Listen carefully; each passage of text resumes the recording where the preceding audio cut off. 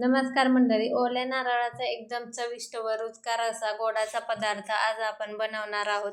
बनवायलाही खूप सोपा आहे आणि एकदा जर तुम्ही अशा पद्धतीने हा पदार्थ बनवला तर पुन्हा पुन्हा बनवून खाल अशी मी गॅरंटी देते. त्यामुळे व्हिडिओ कुठेही स्किप न करता शेवटपर्यंत नक्की पहा आणि आवडल्यास एक लाईक नक्की करा आणि शेअरसुद्धा करा.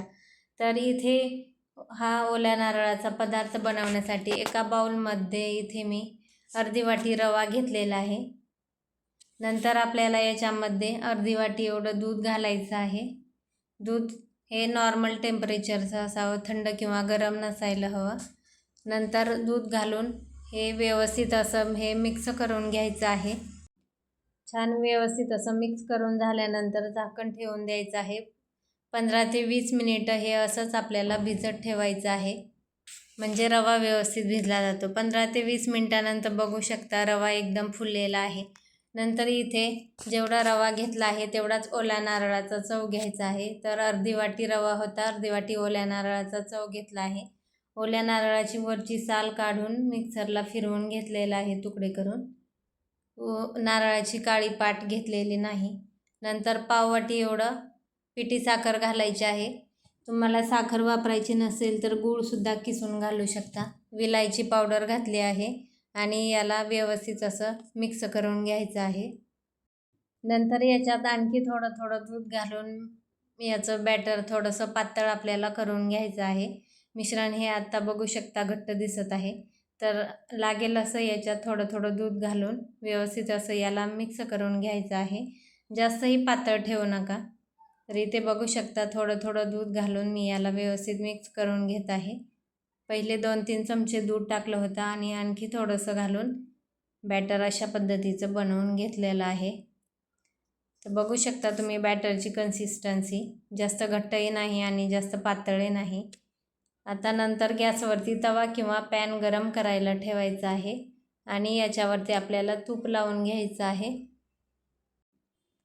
अशा पद्धतीने तूप स्प्रेड करून घ्यायचं आहे आणि जे बनवलेलं बॅटर आहे ते तव्यावरती अशा पद्धतीने स्प्रेड करून घ्यायचं आहे.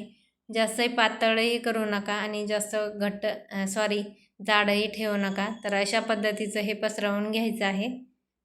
वरून आणखी थोडंसं तूप सोडायचं आहे.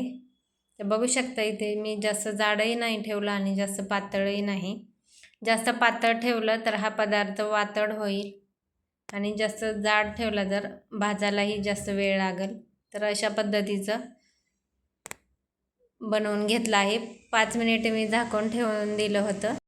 नंतर झाकण काढलं आहे आणि दुसऱ्या साईडनी पलटी करून घेतलं आहे. तर दोन्ही साईडनी छान याला आता भाजून घ्यायचं आहे. खायला हा पदार्थ एकदम चविष्ट लागतो. ओल्या नारळाची चव याच्यामध्ये खूप छान लागते. नक्की करून पहा. तर इथे बघू शकता हे छान असं भाजून झालेलं आहे. अशाच पद्धतीने इथे आणखी एक मी तुम्हाला बनवून दाखवते. तर एवढ्या प्रमाणात 4 छोटे छोटे बनवून होते. तुम्हाला जास्त प्रमाणात बनवायचं असेल तर 1 वाटीचं प्रमाण वापरून 1 वाटी रवा 1 वाटी दूध असं तुम्ही वापरू शकता. ओल्या नारळामुळे हा पदार्थ खायला खूपच छान लागतो. तुम्ही मुलांच्या टिफिनला सुद्धा देऊ शकता किंवा नाश्त्यासाठी सुद्धा हा पदार्थ बनवू शकता. तर इथे दुसरासुद्धा मी बनवून घेतला आहे बघू शकता. एकदम चवीला छान लागतो. मुलेच काय मोठेसुद्धा आवडीने हा पदार्थ खातात. एकदा अशा पद्धतीने नक्की करून पहा आणि मला तुमचा अनुभव कमेंट्समध्ये कळवा. तर इथे सर्व मी बनवून घेतले आहेत. अजिबात हा कच्चा राहत नाही. एकदम मऊसूद हा रव्याचा नाश्ता नारळ घालून तयार होतो. नक्की ट्राय करा. व्हिडिओ आवडल्यास लाईक करा, शेअर करा आणि चॅनेलला सबस्क्राईब करा. भेटूया अशाच एका नवीन व्हिडिओसोबत. धन्यवाद.